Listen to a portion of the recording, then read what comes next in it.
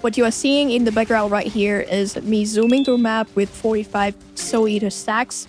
Soul Eater stacks give us 5% cast speed and attack speeds. We double did that with Wilma's, and so in this setups, we are getting 450 increased attack speed, which is absolutely insane. This is going to be my day 4 updates and how I fit this monstrosity into our build and make this one of the best mapper I have ever played. Just a quick disclaimer that I think this setups, a lot of people have been trying it out. What they struggle with is the consistencies of the setups. So what am I doing here is I'm going to reduce the curse durations to just under 0.1 seconds. What it really means is that when you are getting your curse duration to 0.1 seconds, you can almost instantly trigger the Soul Eater stacks. That means that you can not accidentally kill the monster and not get the stacks, because it will take some time for the curse duration to expire.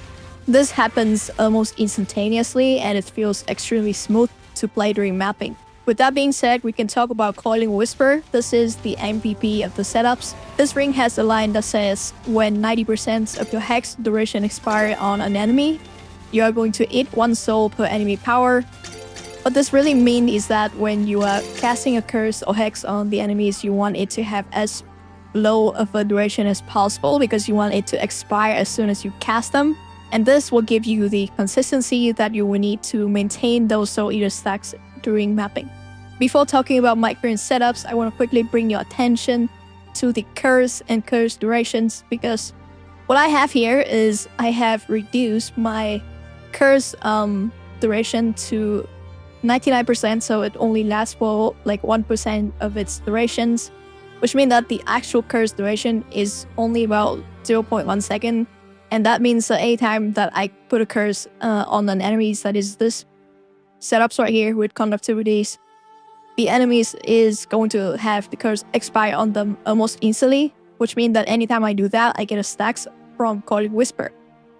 And it doesn't have to be conductivities, but you can run this with essentially any curse, and our enabler is going to be Blissful of Trathus.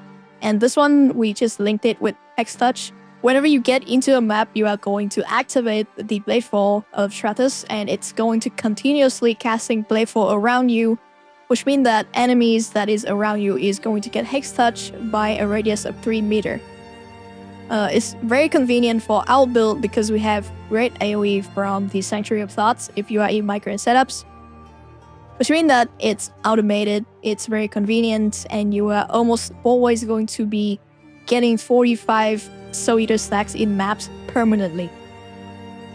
To actually get this setup running properly, what you need is a few things. So the reason why I have the gem level here is it should be exactly this. So like Hex Touch need to be level 2.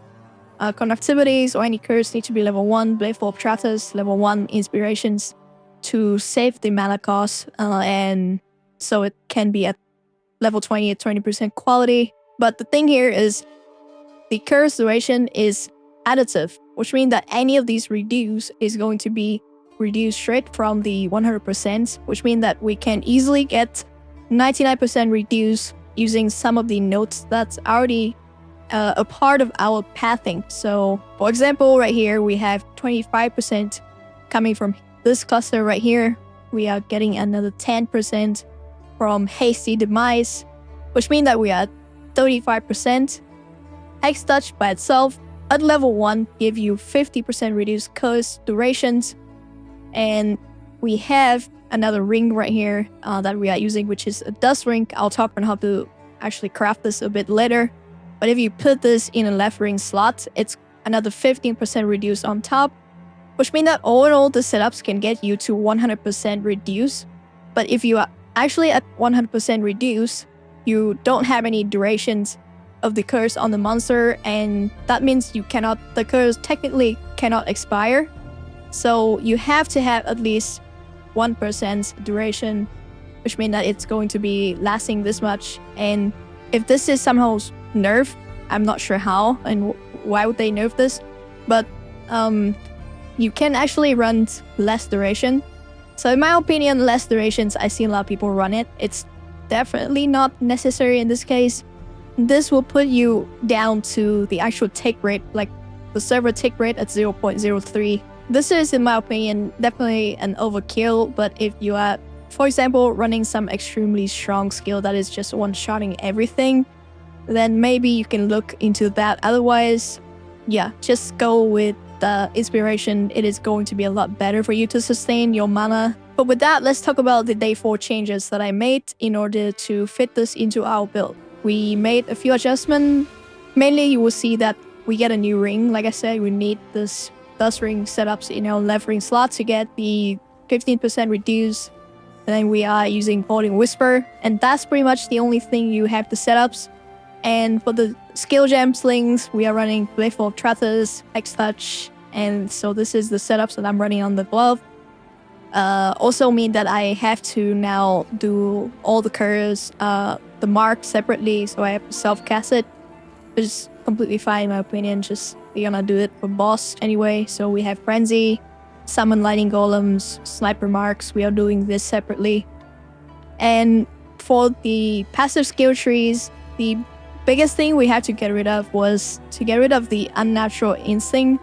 And because it's messed with your skill effect duration, so whether you put it in here, it's going to take the skill effect duration here, or whether you put it in here, it's going to take the skill effect duration from here as well. So it's just going to mess up your curse durations. You have to drop that completely from the setups if you want to run it. Other than that, just generally I changed a little bit of pathing just to make sure that it fits a level 95 characters. Do some more efficient pathing over here. Just make sure that you grab Haste the Demise, grab these over here, have a ring slot, have Hex Touch at level 2, and you should be good to go. Nothing changed, nothing else changed too significantly. With these setups, we are less tanky than before. We have to drop some HP node, and our chaos resistance is in the negative again. But with that being said, let me quickly show you how to craft the ring. It is actually quite simple, and for my method at least right now, I'm just trying to save money. But you are going to buy 5 Dusk ring. They should be worth about 1 divine each. Doesn't matter what's the roll. You are going to sell it to the shops, and we are going to get a Dusk ring that we can craft on. Now, for the majority of us, we are going to be crafting with Essence of Sorrow because we'll be lacking some sort of dexterity in the build. And the way you craft this is you are going to spam Essence of Sorrow until you get at least 2 suffix and 2 prefix. You need to have at least 1 open suffix and 1 open prefix. This way, you can craft the minimum power charge, which we use on our build, onto the ring, and we still have an open prefix to slam Crusader Orb on it. Because Essence of Sorrows already put dexterity on the ring, we are going to get a randoms of 2 prefix and maybe 1 suffix that you want. I highly recommend you look for life mana for the prefix, and for the suffix, some sort of elemental resistance to cap out your resistance would be nice.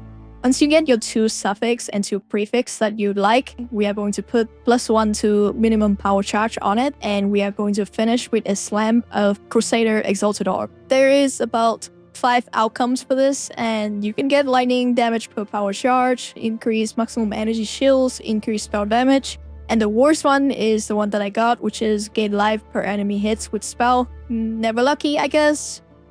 Alright, so let's end this with a quick map showcase. I'm going to do a T16 8 model Jungle Valley, nothing too fancy.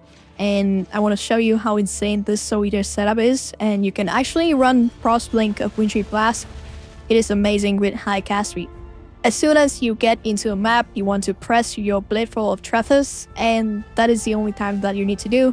Pay attention here, the very first pack of magic monster is going to give us 45 stacks of Soul Eater instantly.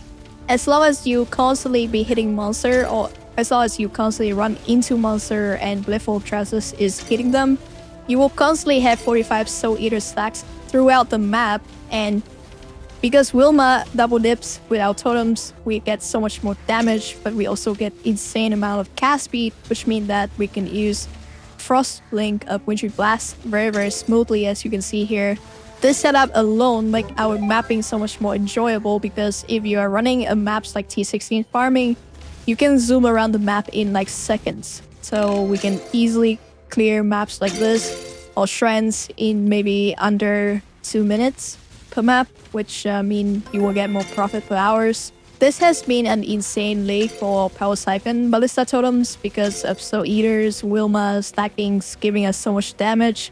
Oh, and by the way, if you are wondering, GGG has already reversed the nerf on the mercenaries, so Doyani's mercenary is still going to be a very valid setups. But yeah, you can kind of see the Soul Eater stack stat to fall off right now, but as soon as the boss spawn, it's going to shoot right back up to 45, given that we are in close range. So yep, you can kind of see there, 45 stacks, and the boss instantly melts. So yeah, I just want to quickly put this setup out for you guys and hope you will enjoy this one.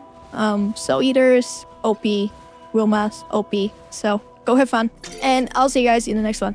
Bye.